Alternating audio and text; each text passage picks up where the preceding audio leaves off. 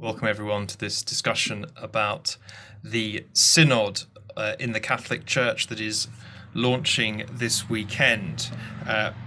It has been described by a number of experts as the biggest Catholic reform project or reform process for 60 years. But you'd be forgiven for missing the announcement, because there hasn't exactly been a huge wave of hype or enthusiasm since Pope Francis announced that the 2-year synodal process would be getting underway. And there's been very little, I think, in terms of the media by way of understanding the implications of the synod process, which could be very profound indeed. Now, I'd like to introduce the panel who have been assembled to discuss this matter with me this afternoon. We have Phyllis Zagano, who is a professor at Hofstra University and who is a expert in women's ministry, particularly the tradition of female deacons, which is something that could well be on the discussion agenda as the synod process gets underway. We have Brenden Thompson, the CEO of Catholic Voices. We have Dr. Alana Harris, who is at King's College London. Bishop John Arnold, I don't think has made it onto the Zoom, has he, Ruth, so far? And we also have a very worthy replacement in the form of Professor Tina Beattie, Catholic theologian and expert, who I'm sure many of you know. So I think to take a step back from the sort of technicality of the synod, let's start with the question: what is this process all about, in the simplest and most accessible way to explain it? I'd like to ask Phyllis Zagano to give me her take about what can we expect and what is actually going on the ground, because you've written a bit about what's happening in the US. So can you tell us in the simplest terms, what can we expect from this process? Well, the first question you asked is what is the process, and then what can we expect? In some countries, the process is going on quite well and quite rapidly, and in other countries, nothing is happening. The end result of the local, shall we say, phase, which will be from this Sunday, actually, October 10th is the opening Mass. October 17th, each diocese is supposed to have an opening celebration of their own synodal process. And then by April, each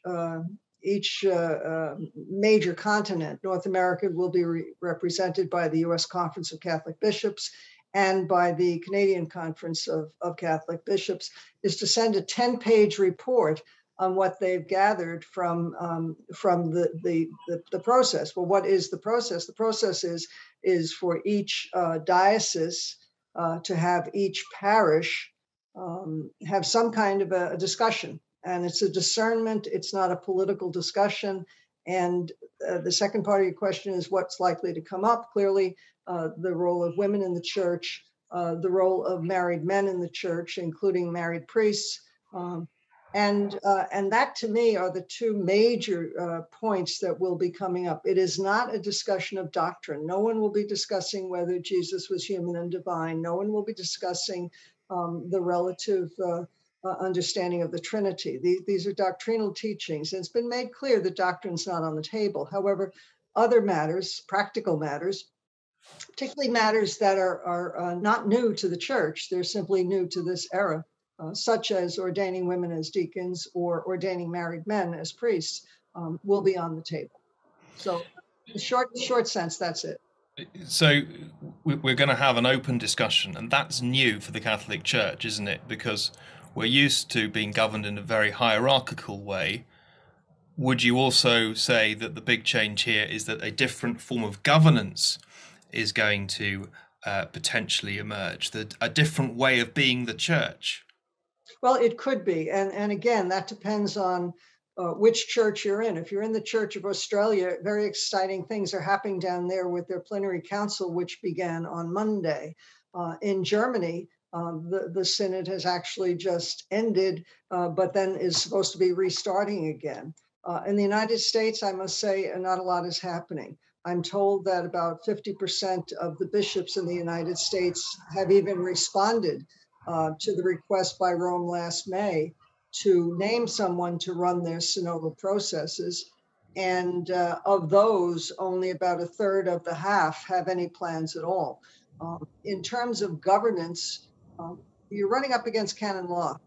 And so to have governance and jurisdiction, one must be a cleric. So if one is speaking about bringing women and married men into the clerical, more married men more deeply as priests into the clerical case, then yes, you see that more people will have a role in governance. So, coming to you, Tina Beattie, do you think this is the democratization of the Catholic Church? Is this the start of of democracy? Do you think in the Church, or? We're repeatedly told that the Catholic Church isn't a democracy. And in some ways, I think that is something positive to bear in mind. You know, we've seen how democracy can edge over and spill into populism. So it depends what kind of democracy we're talking about. It is certainly a more collaborative, consultative process than has happened in my time as a Catholic. We might remember that Vatican II started thinking they knew what was going to be discussed and achieved, and they almost had to throw the agenda out of the window when bishops from around the world started speaking. And I think this, if they truly are listening, we might see a similar, very exciting process, not of democratization exactly, but of consultation. We need to remember we're a church, we're not a corporation. And, you know, it has to be a process of prayer and discernment and reflection, but it also has to be a dialogical process. And if Pope Francis allows us all to follow his own very wise guidance for how dialogue happens, with honesty, with candor, allowing room for mistakes, allowing the other to speak and really listening, it could be very exciting. But I think that at this stage we need to say the jury is out. Because if there are going to be these big changes or significant developments, let's say around women deacons or other areas, there does need to be a consensus, and that's not simply winning a vote, is it? That's something deeper. And is that why the Pope is wary of the sort of parliamentary style model of a synod? I think he's also mindful of the fact that it's a global church. So certainly the Germans, the Australians, the Irish, there are churches where things are happening. But I think if this is to be democratized in the sense of all voices being heard, then it does take some sort of authority to not allow the more powerful dioceses and countries to dominate the agenda. And, you know, this is challenging because it's not true. I work all the time with theologians and women from the African and Asian churches, and they are just as eager for change as we are. I don't think we can keep women priests off the agenda. If this is a dialogue, then that has to be part of what we're talking about. But I think if it is to be a synod of the whole church, then it is important to create a space where all can be heard. And I think that's why moving from the initiatives already taken by some very progressive dioceses and countries has to be relativized in light of the whole church, but not just the most conservative voices. There are radical voices in every continent and every diocese now, and they have to have a hearing. And just to pick up what you said earlier, the jury is out. Why do you think the jury is still out? Because we know that it's one thing to say we're listening and another thing to actually hear. And we'll need to wait and see what gets heard, who gets allowed to speak, and most importantly, who is represented, speaks and votes in 2023 when the bishops gather for the formal synod. So yeah, the jury is out until we see, by their fruits you shall know them. Let's wait and see what fruits there are to be plucked. We have to try and put this into practice before the results are clear. But Alana Harris, how do you see this process in a historical perspective? Do you think it is the the most ambitious project since Vatican II in 60 years? How do you see it from that historical position? Thank you. Yes, I do. I see it as a very exciting time. I mean, I think in some ways, if I were to talk about sort of how to encapsulate this moment, it's a 60 years on, it's a re-wrestling with what the signs of the times require. We have a sort of a global church and national iterations of all of this, of a church in crisis, a church that needs to tackle some hard issues. The issues that come through the preparatory documentation begin to map some of those areas of a need for an aggiornamento, a renewal, an updating, a conversation and a discernment process. For me, reading this as a historian of Vatican II, and mindful also of the way in which the English and Welsh Church has been slightly here before, thinking about some of the modes and the mechanisms. I mean, synodality, as it's been sort of described as the method, but also the objective. And actually, if it can be both, and if it can be something that can harness the perspectives, the sensus fidelium of the global church, then I have some hope actually for our national churches, the hierarchy of English, England and Wales, in terms of wrestling with this before.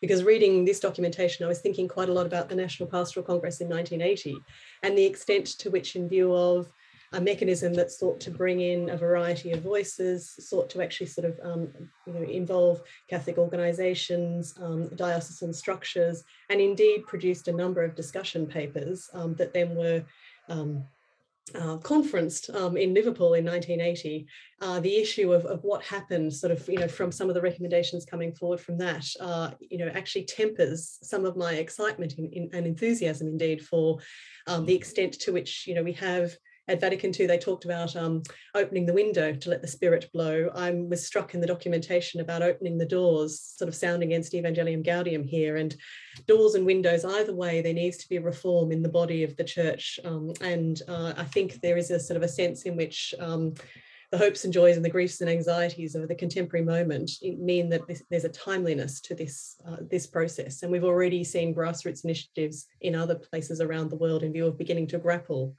with the abuse crisis, the issue of the marginalisation of half of our constituent churches, the extent to which young people feel alienated from the church. And there's a very ambitious but also challenging agenda that's outlined sort of through these preparatory papers. So it remains to be seen what happens with all of this.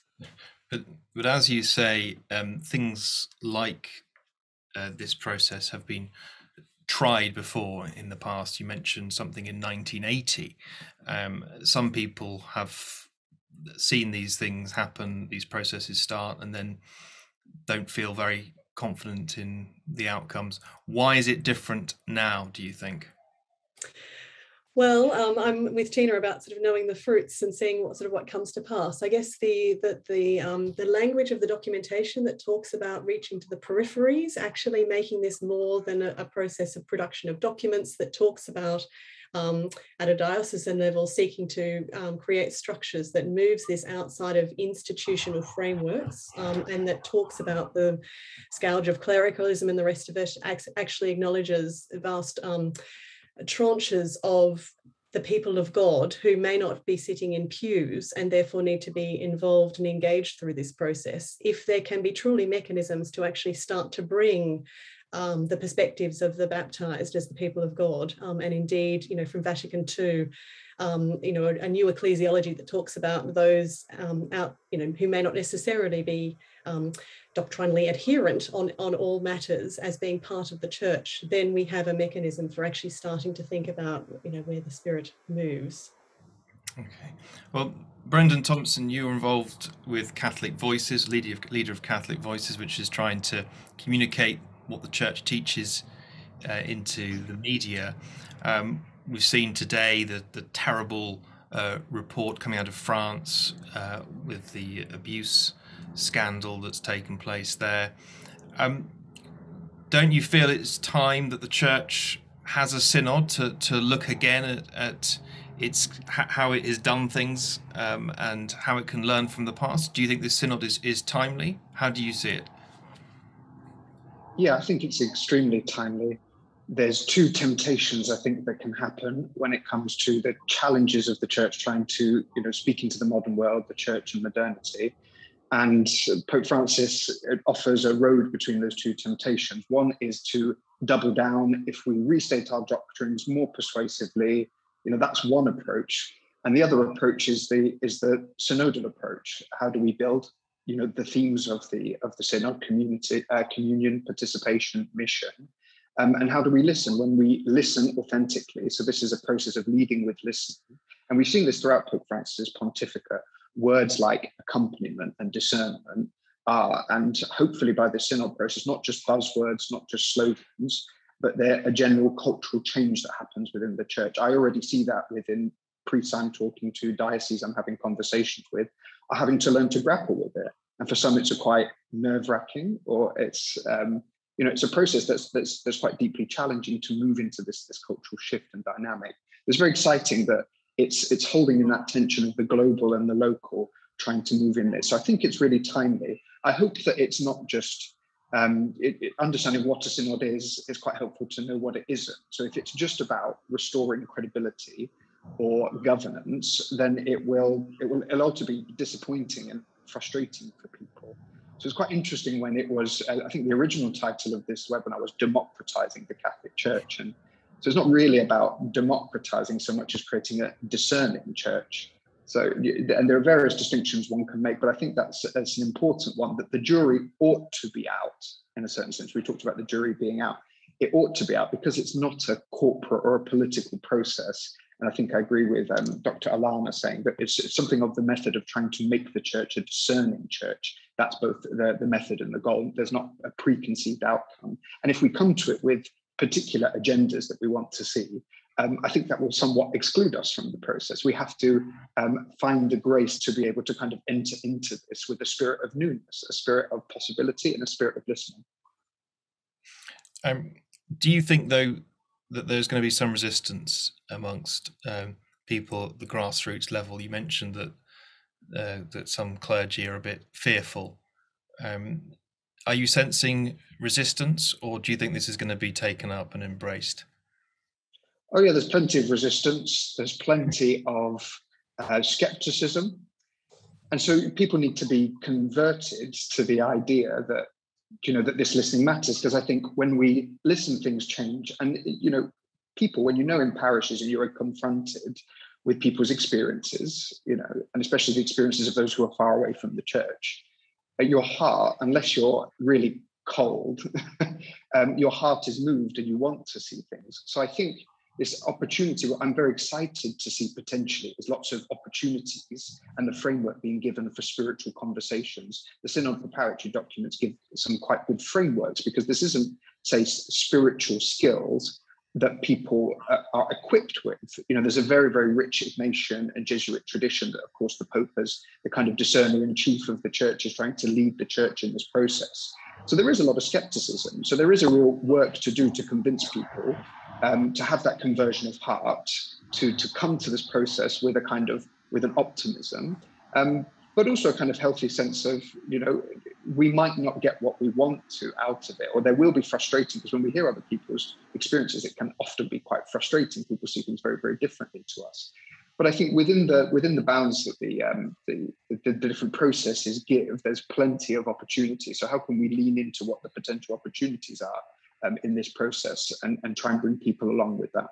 And do you think each diocese in England and Wales is actually going to engage and have a synod? Because in some places we're seeing, despite the Pope saying every diocese must have a synod, some people are saying, look, we're not interested, we're not going to do it, as Phyllis was saying. Is each diocese in England and Wales going to have a synod, do you think? So part-time I work with the Archdiocese of Southwark, and so I notice a lot of the southern diocese and the diocese in the Midlands, there is a lot of work happening. I think for some, there's a kind of the pragmatic considerations of that there's been a very short runway. So if you talk to most parish priests, they're like, what's going on in the synod in your diocese? At the level of parish priests, there's a kind of sense of, I don't know yet, it hasn't been communicated. So whether that kind of comes after the kind of practical launch on October 17th, but almost every diocese in England and Wales is having a launch of some description. They're inviting different participants from parishes to participate either at a diocesan synod. Of course, you have some leaders like the Archdiocese of Liverpool that already had a 3-year kind of synodal process. So I don't know what they'll be doing in these next few things. But so there is a lot of that's happening, at least within the church context of England and Wales. Almost every diocese in England and Wales is doing something towards it to varying degrees.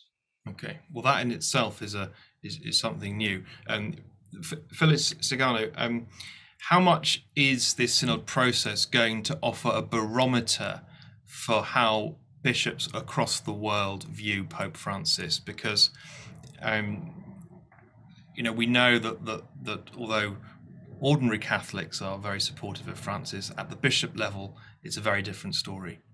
Well, I think, how can I say, I think there will be 3 levels. There will be the bishops who ignore, the bishops who pay lip service, and the bishops who actually participate. The bishops who ignore, I think, do so at their own peril, because I'm getting emails even just this morning in my own diocese where the process seems to be ignored. So the women of my diocese seem to be wanting to begin their own synod, their own group. And if you look at the documents, it does say that other organizations can go directly to the synod office with the results of their synodal processes. So, and then the bishops who pay lip service, I think, would be the more dangerous, because they are the ones who will gather the usual suspects and present reports to their liking. And then the bishops who enter into it full-heartedly would be able to actually engage in the process. What I find fascinating is that if you really want to do synod these days, you can do it electronically. We saw yesterday that for 5 hours, Facebook cut off 3.5 billion users in the world. Now, that's a lot of people. And I'm here to tell you, I'm sure a lot of them are Catholics, and a lot of them are connected, and a lot of them would like to provide their own feelings about the synod. So while the bishops are important, certainly, and the official means of reporting from the parish to the bishop to the conference to Rome is certainly there, I think we're going to see a lot more interest in other groups presenting their own reports, 10 pages max, in April on what they want. So I think it will be messy, as I think Brenden said, or Chris said, it'll be very messy, but it'll also be fun. And I'm thinking of the Council of Jerusalem. What were there, 50 people there? And what was the reason? Well, they wanted to figure out how to get more members to join the church. And it was very successful. And I think that now we have 1.2 billion, I think, Catholics, and we don't need more members. I think we need more people participating.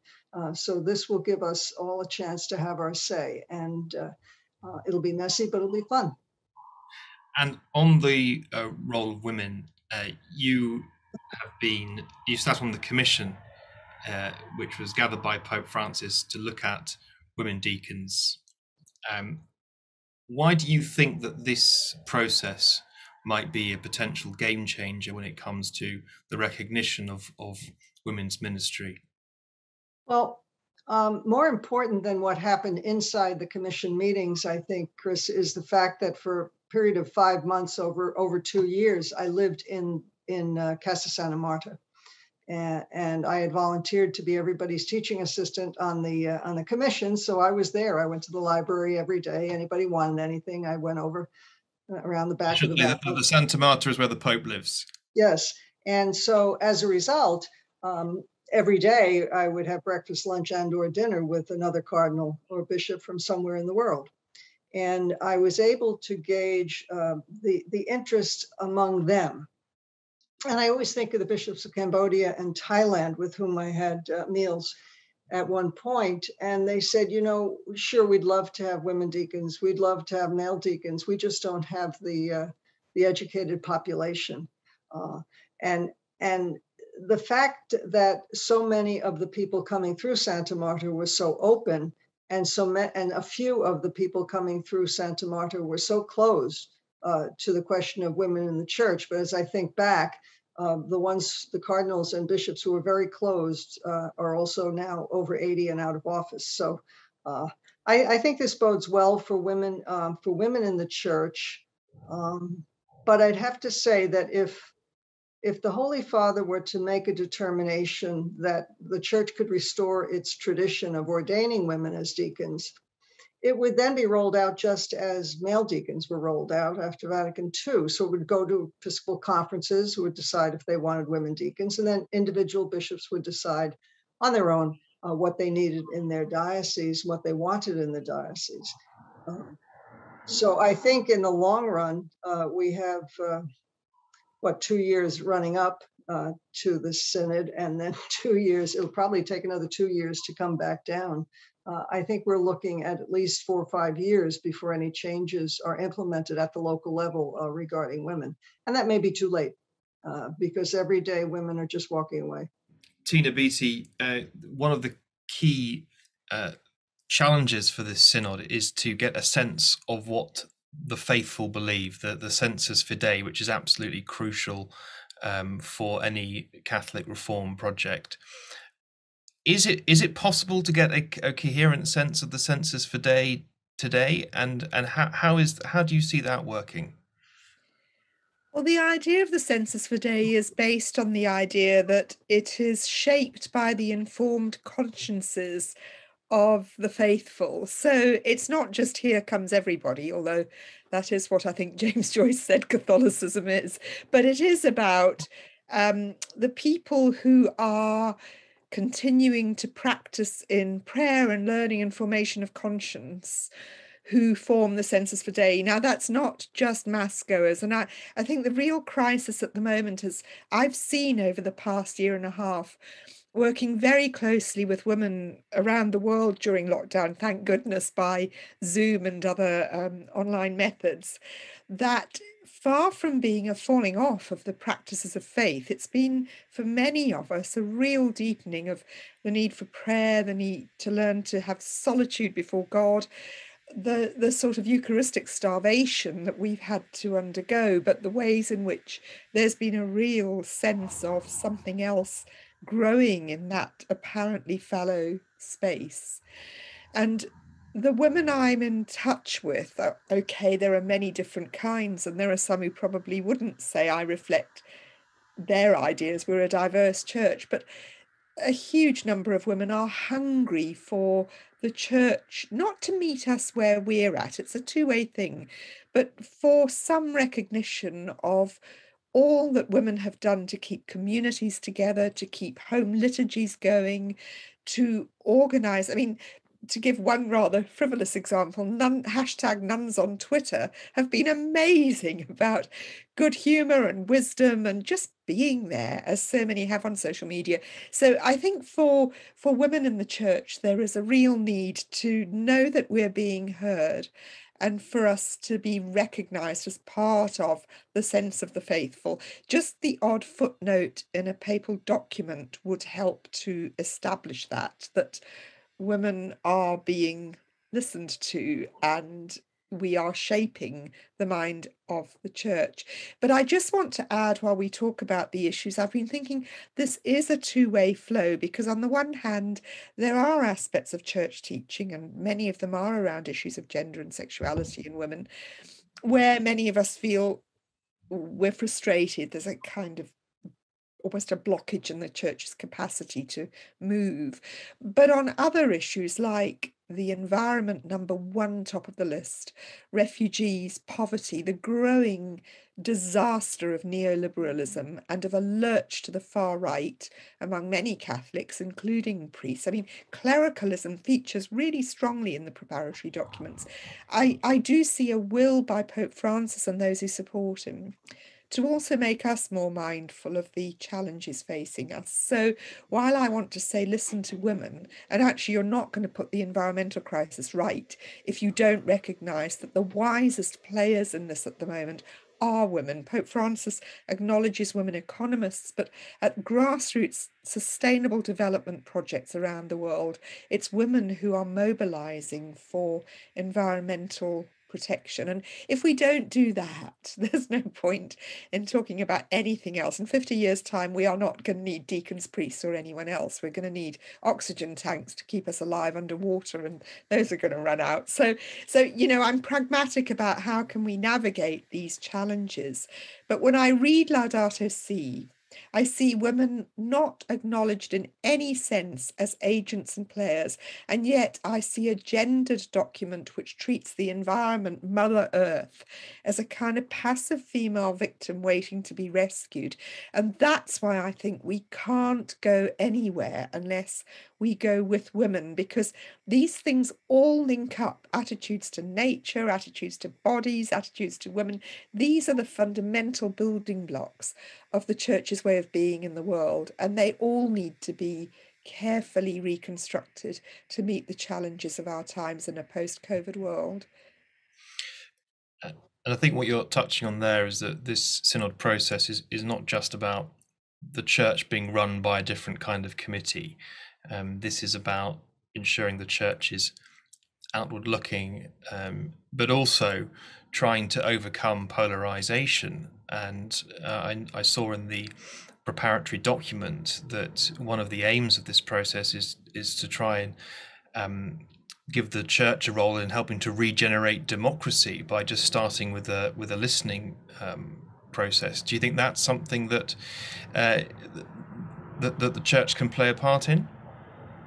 Yes, absolutely. I think we need to be seen by those outside the church to be living the treasures we now have and to be allowing them to flourish in the kind of world we do live in. And of course, that means we're balanced between the church having a cultural criticism, but the church also nurturing all that's good and positive in other cultures, religions, everything else. I mean, the documents also stress the importance of ecumenism and interreligious dialogue. So, we're not being called to shut the doors and have a little in-house echo chamber. We really are being called to read the signs of the times and fling open the doors and the windows and everything else.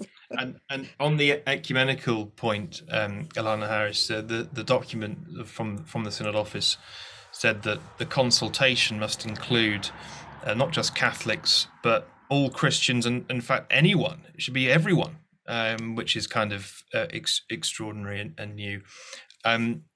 What do you see as the possibilities of the Synod opening ways for the churches to come and work more closely together? I mean, if you look at the challenges for the Catholic Church in England and Wales and the Church of England, they're very similar, let's be honest, post-pandemic.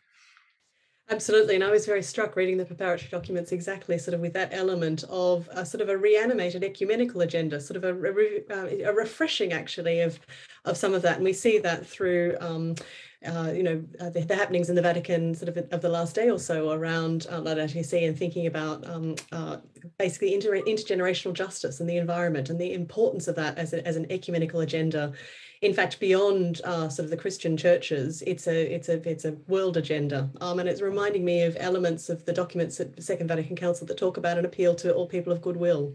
And ultimately, I think there is some echo of that in view of thinking about those that sort of like people of faith and find themselves within religious communities, Christian and otherwise, who are orientated towards a number of these really pressing 21st century post-COVID agendas. But I think particularly in a British context, thinking about the fruits of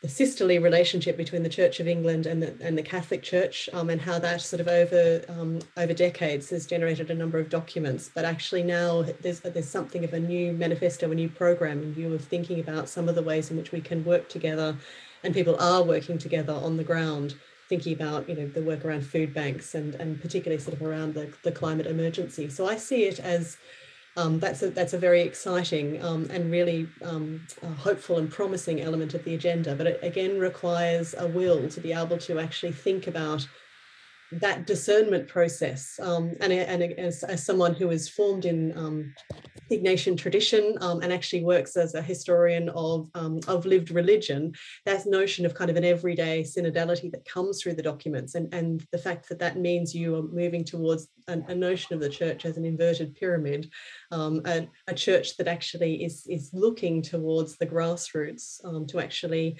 have those conversations, think about those common agendas, and working for the common good that comes from those conversations.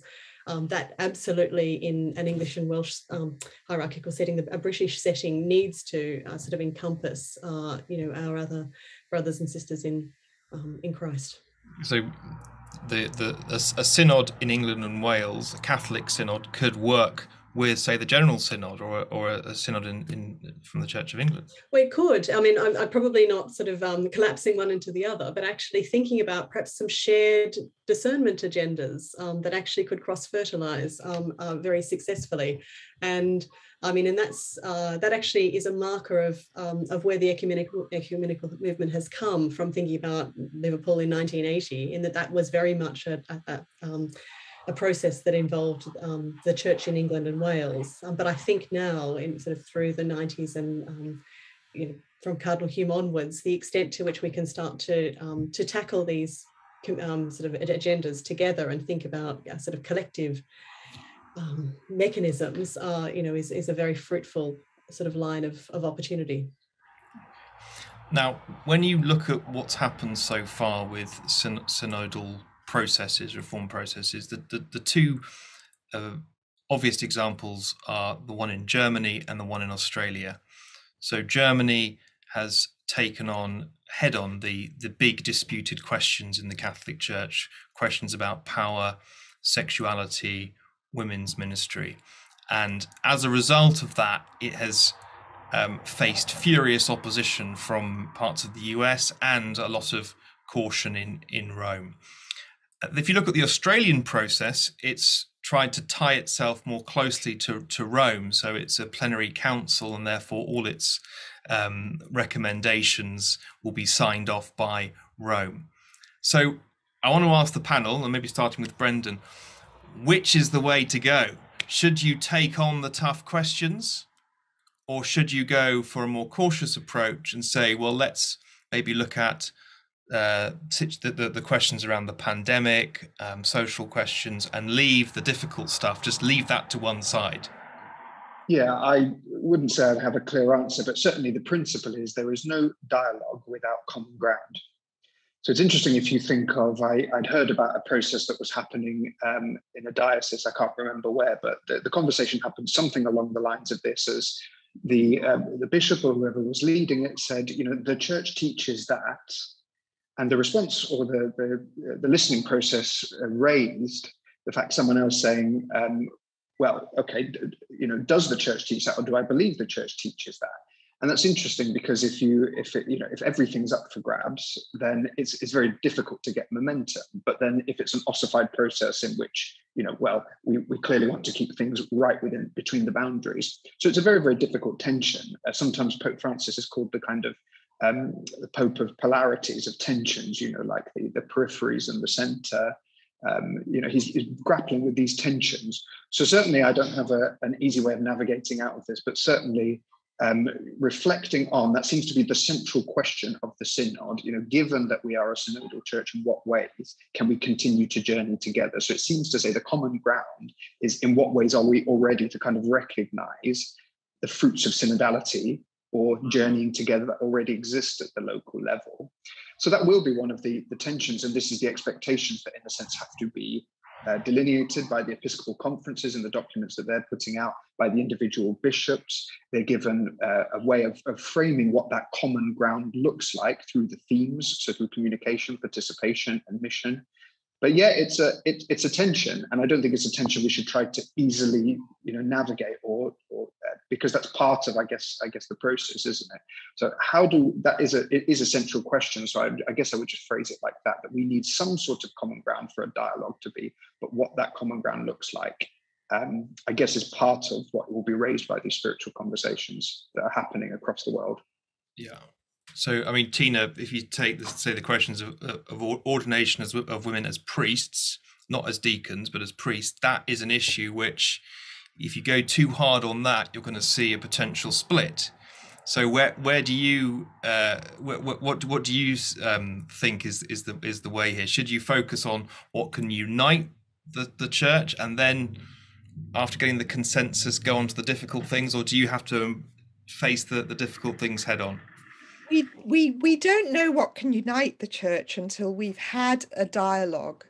So, for example, on the issue of women priests, what might feel like unity in the Roman Catholic Church is disunity ecumenically, because most mainstream Christian churches do now ordain women. But what we've had, well, I think the sanction has been very discreetly lifted. But, certainly I've been disinvited and banned from various venues for raising the question of women priests. Now, there's a way to go about this, which is not to say ordain women now or I'm out of here. It's to say we haven't yet had the theological discussion because it's been banned. And how can we persuade those on either side that there is legitimacy to this discussion if only one side is allowed to speak? So we've had, to be honest, really appalling arguments against a female priesthood put forward by the Vatican, and those who would say, but there might be much better arguments against and in favour, but particularly in favour, have been told, but you're not allowed to speak because the issue is closed. It can't be closed. If we're talking about opening doors, the Vatican Commission that was appointed by Pope Paul VI to look into women's priesthood in the Bible came up with an inconclusive result. There is nothing in the Bible to support women priests or not women priests. So it is for the mind of the church to have the authority to discern this issue, but we can't discern it unless we can talk about it. And if we allow those who object to simply toe the church line on this, then there is disunity, and there will be a disunity that will, I think, cause quite a hemorrhage, not just among women. And I should say, I speak as someone with absolutely no desire to be a priest or anything else, but sometimes it's easier to speak from outside the desire that motivates people, to say, look, this won't affect me directly in many ways, but I think it's important as a theologian. So all these taboo issues, same-sex love, civil marriage, same-sex sacramental marriage, how can we leave that off the table to pander to the sensitivities of those who want to keep the doors closed? I completely agree the jury should be out. If the jury isn't out and a decision's been made, then let's not bother, because this won't be a synod. So let's talk about these issues and let the best minds and the best arguments and the most real lives, the messy, complex realities of life, including women's lives, including women's reproductive choices, including all the things that we are told are decided. They're not, because actually, when the church has a mind that most of the faithful don't share, the census fidei is not working. So ask women about contraception, ask women about childbearing, ask African women about maternal mortality, ask these questions, ask gay people about gay love, and listen, ask women with a vocation to ordination.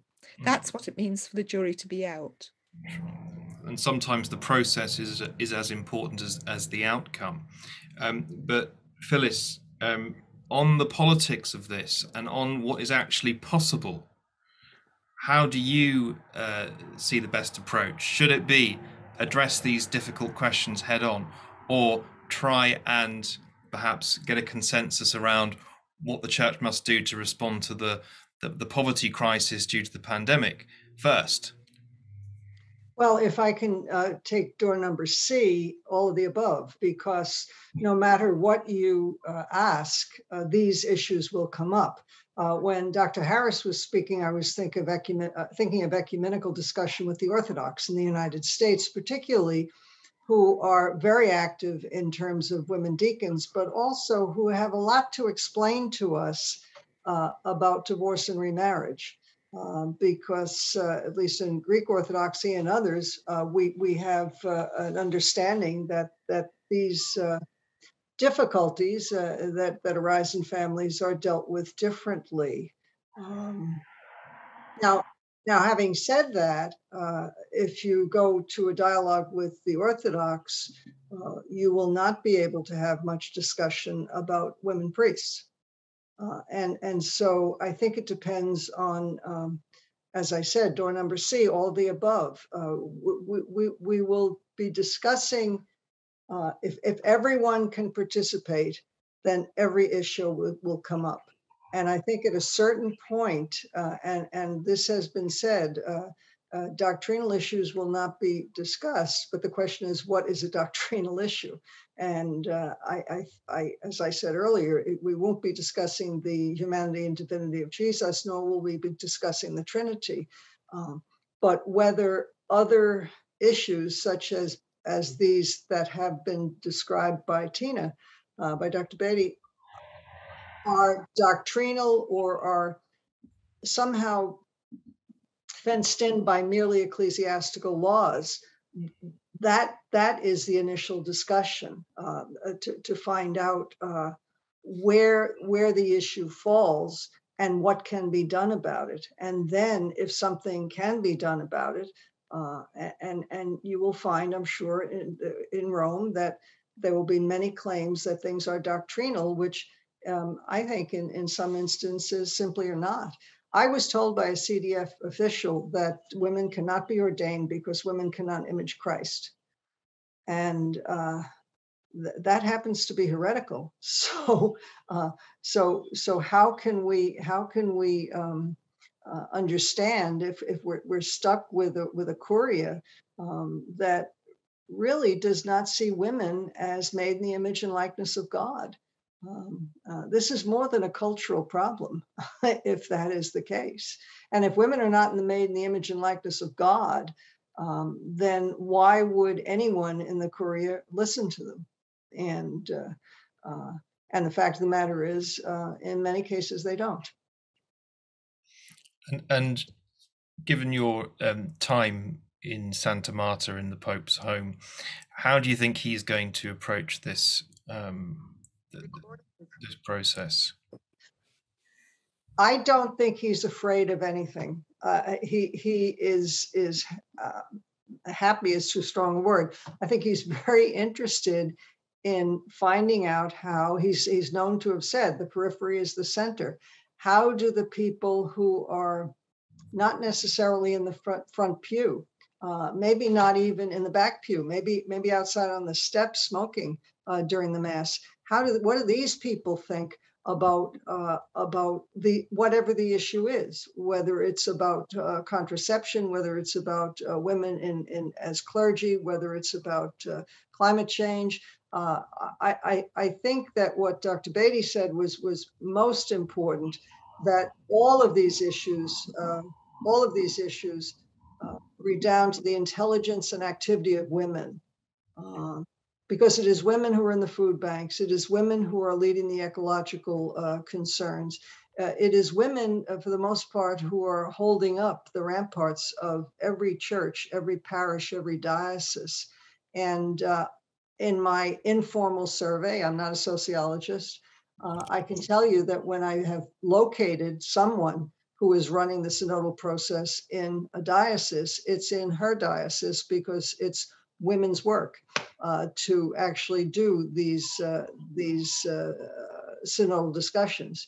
And if that is the case, and if we understand that the dismissive and condescending attitude of too many clerics toward women, then I'm not quite sure, where this will go, or if it will even get to the Holy Father. But I think the Holy Father is, and he said to the Youth Synod, make a mess. I think the Holy Father is happy in a way to, or I said maybe that's a little too strong. I think he's interested to see how the discussion goes forward. I can tell you that I was living in the house when there was some extremely negative discussion going on about the Holy Father and some of his actions. And I mean, you see him every day, and you could tell that some of this was weighing quite heavily on him. But he is a genuine. He's the real deal. He's a genuinely prayerful individual, and has a great sense of peace, even in the face, I think, of adversity and of discord. So how does he feel? I don't know exactly how he feels, but I think he trusts in the Spirit, and that's, we all have to do that. We just have to trust in the Spirit and all of the Holy Spirit. The Catholic understanding of discernment is that we will understand how and try to see God in all things, and to see God in all things, I think, is to depend on the influence of the Holy Spirit in our lives and in the lives of others. Thank you. Now, in the parable of the vineyards, the latecomers are equal in the kingdom, and so it is with the Religion Media Centre briefing. And I'm delighted that Bishop John Arnold, through no fault of his own, has arrived, albeit a bit late. Bishop John Arnold, now your diocese, the Diocese of Salford, is engaging in the synod process, and I saw that the synod office in Rome held it up as an example recently. What are your hopes for this synod? And we've just been talking earlier about, you know, the dreadful abuse report in France, and the need for reform. Do you feel that this is urgent now, this synod, given the things like the abuse crisis? I think synod process is always very worthwhile. I'm sorry we haven't practiced it more in recent generations, but certainly to use it well now is important. I think from my perspective, Salford Diocese is greatly changing within just a few years, with reduction in number of priests, the lapsation of a lot of Catholics, having to restructure a lot of parishes. And we've got the inequalities, gross inequalities between the very rich and the very poor. And that's growing. And I think the church has a place there where we've got to speak very clearly, and not just speak, we've got to act very clearly.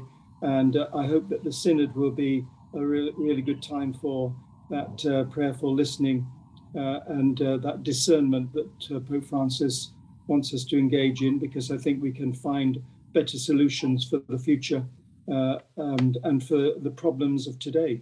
And I think we've got to be allowing ourselves to be critical, certainly, but there are ways of being critical.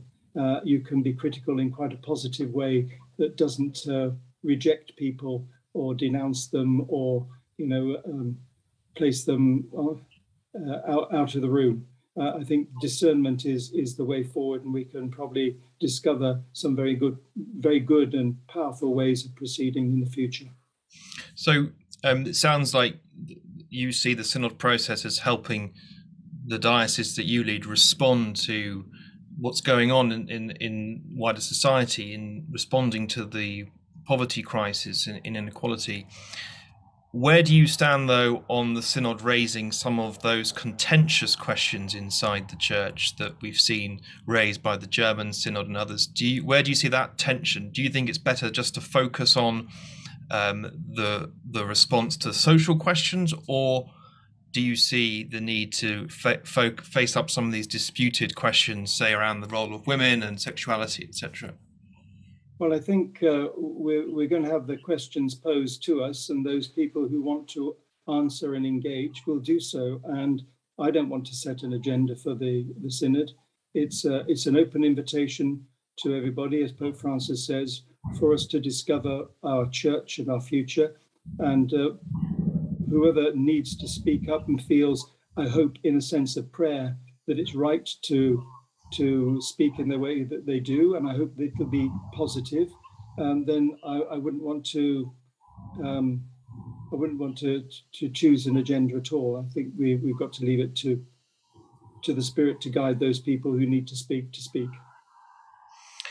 And from a theological viewpoint, do you see this synod as, in a sense, bringing the Catholic Church more closely to early Christianity, more closely to the Acts of the Apostles, and in a sense moving the image of the Catholic Church away from, say, a big institutional presence, but to more of a pilgrim church, more of a service orientated church? Is that how you see things developing?